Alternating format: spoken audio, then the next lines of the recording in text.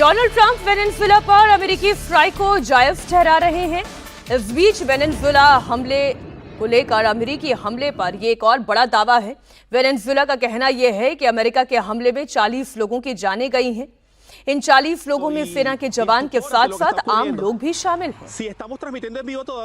Venezuela पर America की यह स्ट्राइक 2 और 3 जनवरी की दरमियानी रात को हुई।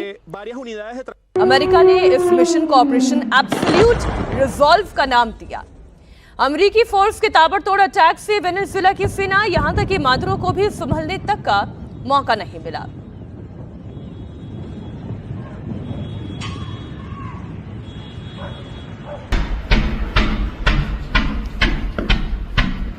दरअसल मादुरो लगातार डोनाल्ड ट्रंप को सीधी चुनौती दे रहे थे।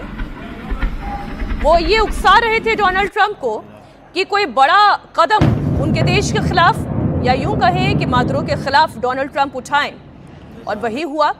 ट्रंप ने ये चेतावनी पहले ही दे दी थी कि हम बहुत बड़ा फैसला लेंगे, कड़ा कदम उठाएंगे।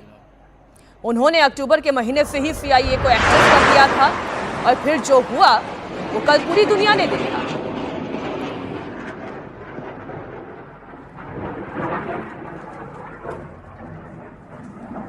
अभी तक डोनाल्ड ट्रंप जो नोबेल पीस प्राइज के लिए खुद अपने लिए वकालत कर रहे थे, उन्होंने क्या एक और जंग का बिगुल छेड़ दिया है।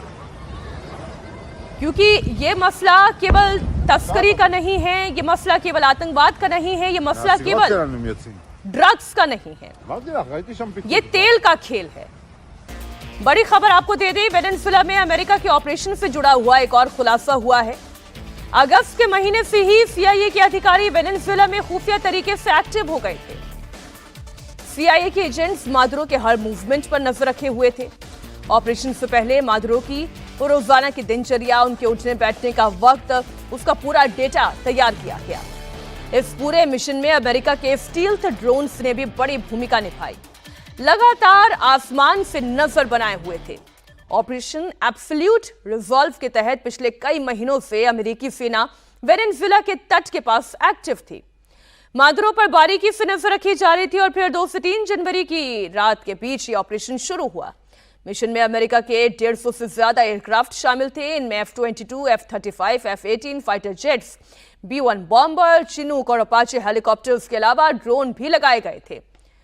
जिस समय अमेरिका की स्पेशल फोर्स वेनेजुएला में घुसी, उस वक्त राजधानी काराकस की लाइटें बंद थी। रात 2 बजे का वक्त था जब डेल्टा फोर्स के जवान तेजी के साथ वेनेजुएला के राष्ट्रपति भवन में घुसे। अमेरिकी सेना इतनी तेजी के साथ आगे बढ़ी कि मादुरो को कुछ करने का, रिएक्शन तक का मौका नहीं मिला।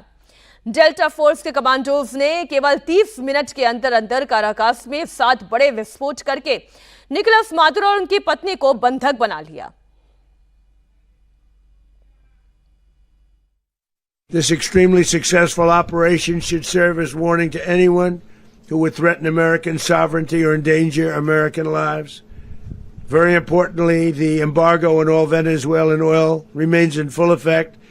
The American Armada remains poised in position, and the United States retains all military options until United States demands have been fully met and fully satisfied.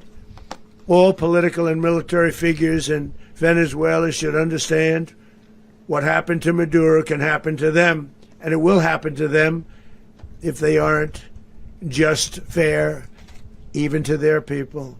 The dictator and terrorist Maduro is finally gone, and Venezuela people are free. They're free again. It's been a long time for them, but they're free. America is a safer nation. This morning, it's a prouder nation this morning because it didn't allow this horrible person and this country that was doing very bad things to us. It didn't allow it to happen. And the Western Hemisphere is right now a much safer place to be. So I want to thank everybody for being here.